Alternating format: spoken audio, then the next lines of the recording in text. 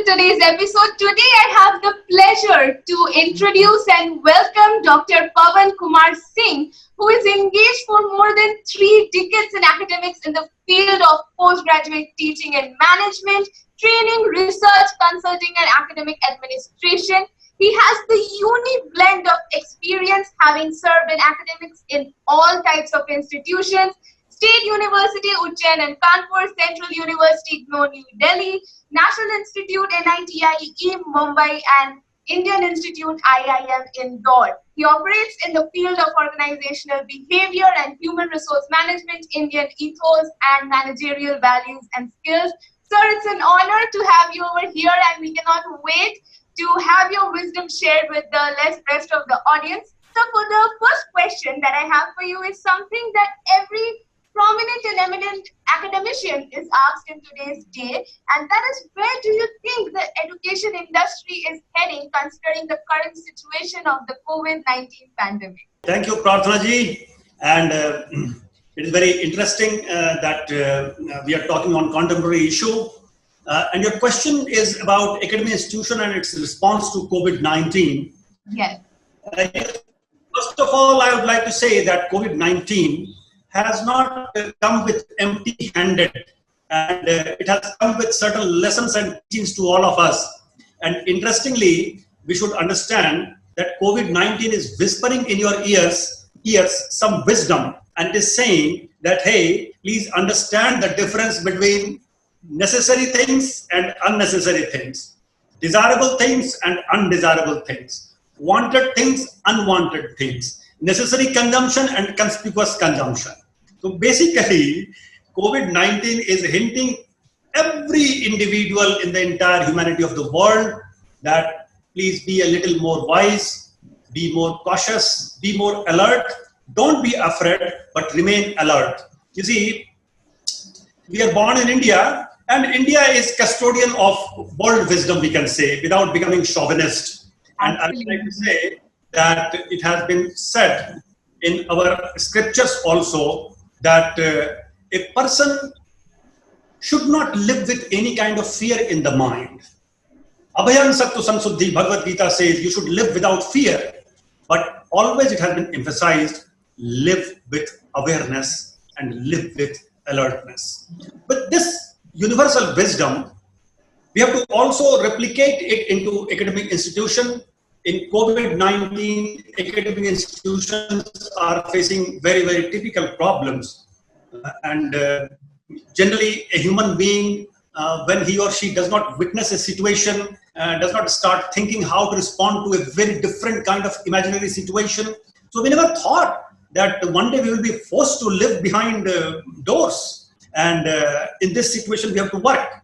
But you see, adversity is mother of invention.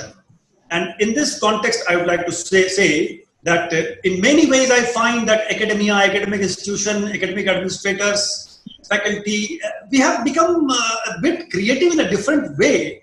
Because you see, 5 months back, I could never think that by spending or by investing a very humble amount, we can have an interaction with best of the best professor in any corner of the world, and his or her interaction can be heard by our students. Because we always used to think we have to invite from that distance, airfare, everything. Never they could think, hey, there is other device also. And not that online was not available those days. It was available 5 months back also with fairly good institutions. But this creativity was not in the mind. Now, a time has come where we need to gear up to respond to the situation. Academic institution cannot keep complaining. You see, when Corona or COVID-19 was in its earlier phase, we academicians we were also divided in various camps. And some faculty said, no, we must wait for Corona to say goodbye to us, or we say goodbye. Then once it says goodbye, we will again have face-to-face discussion. So let this meeting be postponed for 1 month. Let this class be postponed for 1 week or 1 month. We thought Corona will come, play its havoc for 30 days. On 31st day, the humanity will be free from Corona, and we shall be having the same so-called past normal life. But slowly we realized that Corona nature is not basically like 2020 cricket. It is like a test match or marathon race. It is going to stay. We could learn after a certain gap of time, and now we are creating a device. So let me say, because you may have some other questions also, that in academic institution, basically, we need to understand that we have to go for a hybrid model or a blended model where we need to combine face-to-face interaction with online interaction. And let me say very humbly to my fellow academicians or those who are in schools also, that there may be another fear that once we gear up with certain investment or technology in the field of online discussion, and if Corona goes away, those all equipments will start gathering dust. It is not so, because we shall learn a new normal, and basically we should learn. India is a big country in size also, and many of our let us say learners may not afford time or maybe money or face-to-face interaction every time. Maybe we can reach to the distant people. We can be connected to the whole humanity of the world. So one thing I want to say, as per my understanding or anybody's understanding of, let us say, who keeps thinking in this direction, that if you invest time or money on technology to facilitate online based education or discussion, when Corona will say goodbye and a better time will come, let us say, those equipments are not going to lie idle. We will learn how to have a blended model of imparting education. Yes, thank you, Pratna ji. Beautifully explained. Beautifully explained. Now that brings me to the second question, and that is, since you said that everything has changed, even 5 months back you could not, imagine that in today's time you will be using more of internet and gadgets to communicate with the rest of the nation, the students and academicians otherwise. And that brings me to my second question: that how will you describe the future of the school, and how can you envision MDI Gurgaon, proceeding towards that vision of yours? Fine. It is again a question addressing towards similar zone, that how academic institutions will actually respond to it. First of all, let me say that academic administrators, academic regulators, a principal of a college, director of an institution, vice chancellor of any university, or head of department of any department, first of all, we need to be a little more empathetic. Let us not give any reaction. Somebody may be a slow learner in one domain, but the same person does not mean that if one is slow in one domain becomes unintelligent. We should understand that we need to give space, time for everyone to adjust to this new situation. So first thing is that we must have that basic human skill, empathy, facilitation, certain degree of tolerance. If let us say we get disconnected for 2 minutes, I should not become irritated, or you should not become irritated. We should start learning, living with this new normal slowly and slowly. So I always say that in this difficult time, I also request my friends not to declare it as a bad time. Don't say it is a bad time. Saying bad, bad, bad, ultimately you become bad. So it is a difficult time, or it is a different time. We need to create a response pattern to it. And first of all, anything is done to human beings. So first of all, human beings to be taken into confidence. That is number one.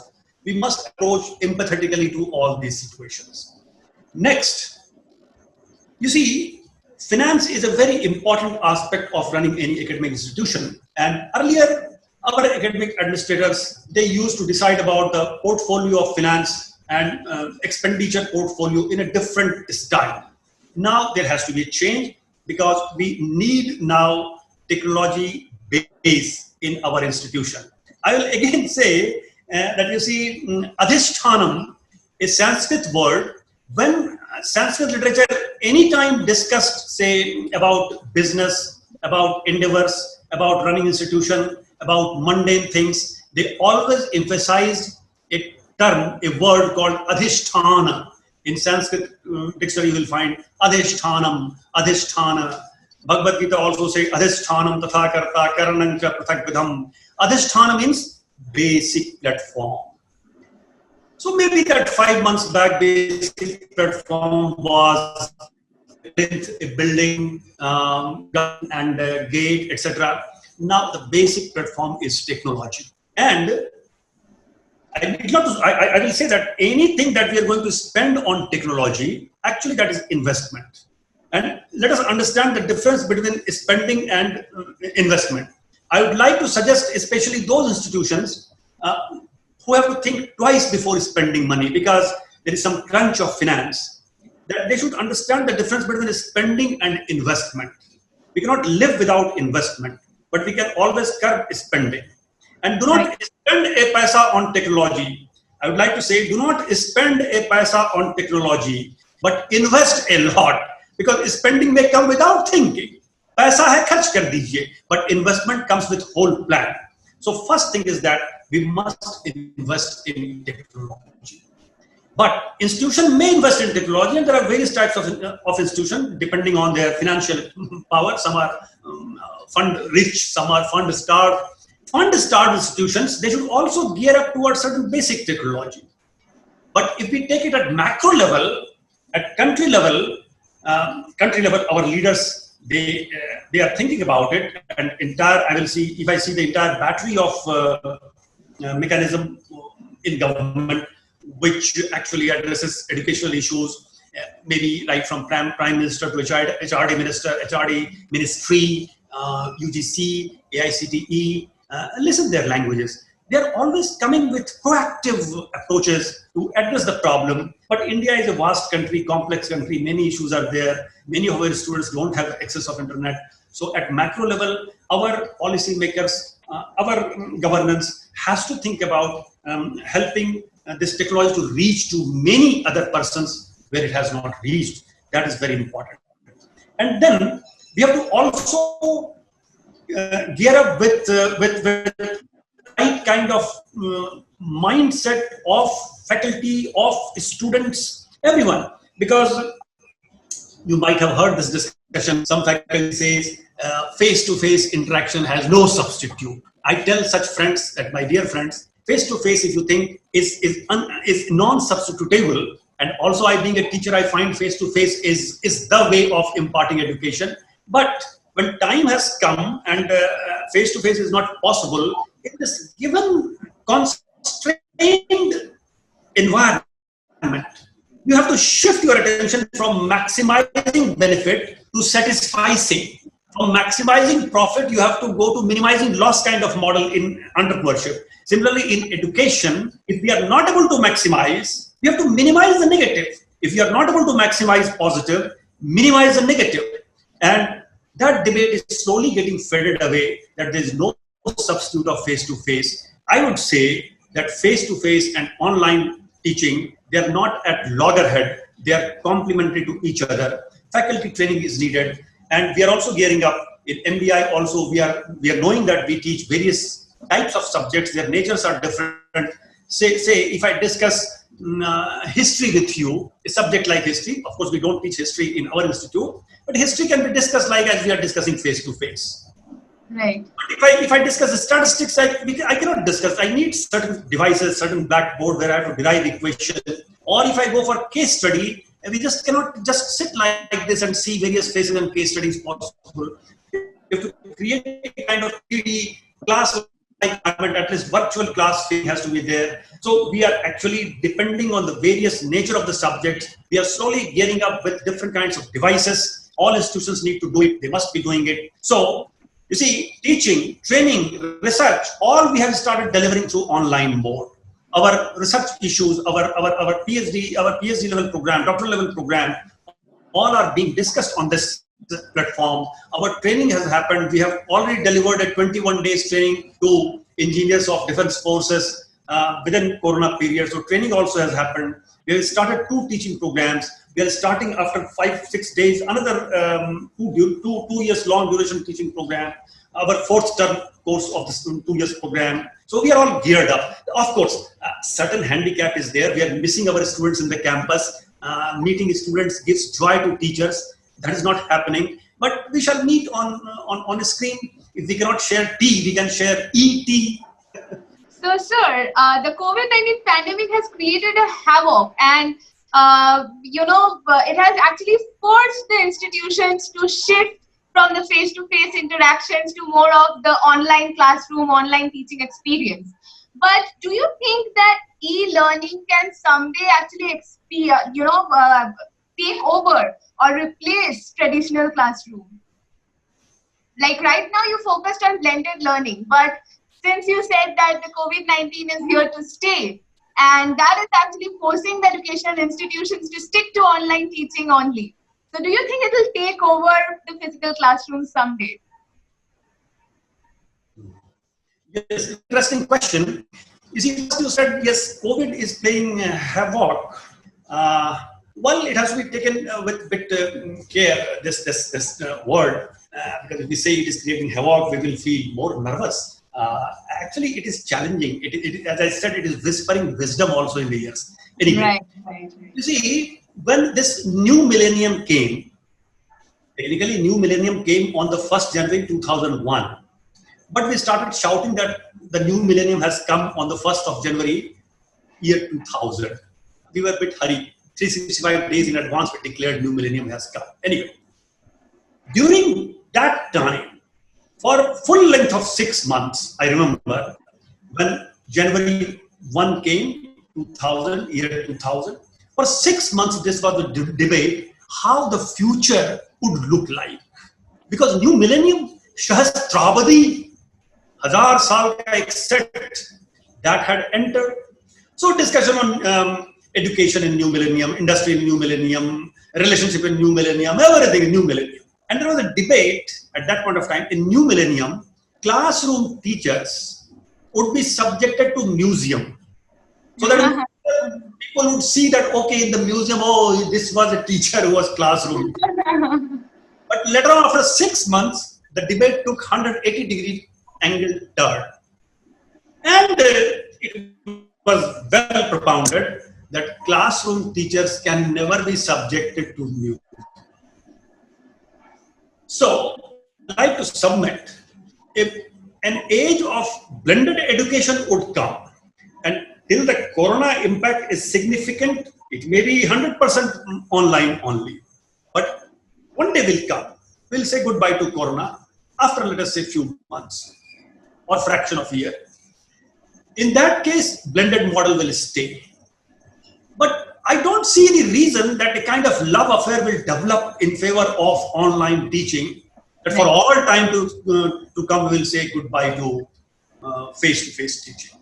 You see, that's why, you see, online teaching, we have to understand the difference between correspondence course, distance education, and conventional education. In conventional education, we go for face-to-face interaction.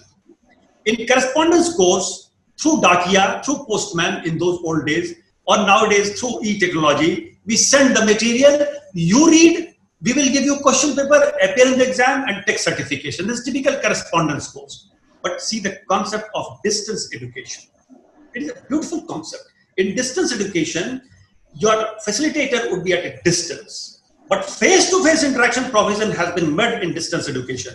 You would find in distance education, even in normal time when distance education was prevailing, it is prevailing. Distance education has a compulsory component of face-to-face interaction. Though it is limited in number of hours, though it is voluntary, but it is there. Because face-to-face interaction, if you ask a question, is face-to-face interaction completely substitutable? My answer will be a big no. So I don't think a reason that in future age will come that completely online education perhaps will annihilate, it will completely uproot face-to-face education. Those days are not going to come, and face-to-face interaction is not substitutable. Right. Yeah. Sir, you mentioned that MDI Gurgaon is actually coming up with a few, courses and a few, ways to basically impart education to the students, which are of the duration of 2 years and so on. So how would you say that MDI Gurgaon is using technology to actually impart education to its students? Technology is at place, and something are not there which we are arranging. Because you see, our one big batch, It is starting in the first week of July. And this is second year batch. Means they have already tested face-to-face interaction education in MDI for 1 year. They are coming back after their summer project phase. We have arranged technology, and say by 10th of July, we will be equipped with more kind of technology. Sometime we were also in dilemma, should we delay because time may come for face-to-face interaction. That's why, otherwise we should have been ready by 1st July. But on 1st July we are ready, but by 10th July we are more equipped with technology. Sometimes it happens. I agree to it that somewhere some delay happens because you're also apprehensive. You do not know the nature of tomorrow in that process. But now we have started understanding the nature. And the new batch which is going to come in August, and in the first week of August we are going to have interaction for a new batch. Their first encounter with MDI will be from their home only. And by that time we'll be more equipped, of course, with technology, because technology basically is called karan in Sanskrit. Karta ne karam ko karan se, karta ko kaam karna hai. Karam has to be performed, and karan means through equipment. Now, if you go to Hindi grammar, karta, karam, karan, in this age, because every concept has its own age, this is the age of karan. Karta has to be with, karta means the doer has to be with right attitude. Karam means that action, right action has to be chosen, and Karan means right blend of technology has to be chosen. This is the age of Karan. One who is laggard on this dimension will actually will lose something. So I would like to say to my fellow colleagues in any academic institution working that technology has to be at place, whatever may be the degree of technology, whatever may be the investment amount available to you. But in future, the gap between, as I perceive, gap between better institution and not so better institution, the gap is going to increase because technology will play the role of differentiator. So as proactive persons, we should have right investment in right kind of technology. This is where the very difference of spending and investment again comes in, because that is going to make a huge difference overall. That's right. That's right. Sir, coming to the last question, and I would call it the most important question for our audience actually, that what is that piece of wisdom and advice that you would like to provide to the youth of the country who are going to watch this video, watch you? You see, a teacher always loves to talk to his or her students. This question, you have made me emotional by asking this question because message to youth. I would like to say to my dear friends who are in teens or let us say in 20s, say I'm addressing especially now to those who are between say 16 to 29, those who have not hit 30. They are basically students. Number one, do not keep complaining to the nature. That why when my career was at its nebulous state, at this state of getting crystallized, why at this time Corona has come? Why it did not come 5 years earlier, or why it did not decide to come after 5 years? Do not complain to nature. Nature is the real force, and nature is nurturing us in her lab. Nature is mother. Nobody wanted Corona, but Mother Nature is not bringing Corona for us to make us painful. It has just happened. What I'm trying to say, we have to develop accepting mind. It is there. I cannot deny its existence. COVID-19 is there. It came when I was appearing for JEE. It came when I was appearing for CAT examination. It came when I was just about to apply for my dream job. Why it came now? Heart wants to complain, but don't complain. First of all, accept it. Say yes to life. Don't say no. And don't think in terms of, had it been there, I would have done there. They are all imagination. Live in reality, number one. That will charge you with positivity when you say, I accept the situation and I say yes to it. Number two, sometimes in cricket it happens, that if pitch is not supportive, and now pitch is not supportive, for the whole world, the pitch on which we are batting, live batting is going on. It is not supportive. We have to defend our wicket. Pitch is bouncy. In that case, batsman decides not to accelerate the run rate, but to save the wicket. Right. Same thing I can say in language of business persons or business management, that when profit maximization is not possible because of the phase of business cycle, then cost minimization becomes the guiding light. When maximizing is not possible, then satisficing becomes the guiding light. So, like a good batsman changes his or her stance, guard of that particular wicket, depending on the nature of the bowler and the wicket. Similarly, things have changed. New bowler has come, new type of wicket is there. You change the guard differently, play differently. So, second thing is that respond to the situation. Don't react to it. First was accept the situation, and second is respond to the situation. Third one is looking outside and its situation, also look inside and ask yourself that what are my endowed potential? What are my given endowment? Where naturally I have more flair, apart from your core subject, syllabi, what are my core flares? And in this time, can I do some gainful investment for actually toning up or one of my skills, which may be technical skill or conceptual skill, something. So, and devices are available. So, third one is that always keep on improving yourself on certain skills, on knowledge base, on understanding, if possible, wisdom talk. That is the third thing. These three are basically my humble message to all young people. Young people themselves are very, very intelligent, but I would like to say that search for the right person who gives you right suggestion, but also think of appointing a right teacher within yourself so that you become your own teacher, you become your own student, you become your own institution. So be autonomy, enjoy your own self-autonomy also. These are certain pieces of my humble thought. I will not say these are pieces of wisdom. Think in this direction and just be charged up. And I always say that three words you should keep in mind. Maintain good health, that is keeping well of your physical body and mind. Second is be cheerful. Be healthy first, be cheerful second, be creative third. If there is a combination of these three, these are like Triveni, these are like Ganga, Yamuna, Saraswati at Sangam. Enjoy this Sangam and enjoy this life. Thank you. Beautiful. Like, you have truly imparted the wisdom that I would call, starting from using examples from daily life, sports, shlokas. It just could not get better. This interaction truly could not get better. It was an honor to have you over here, sir. Thank you so much for doing this for us, for BW Education, and for the youth and the audience from the country. And we would love to have you back once again. Thank you so, so much.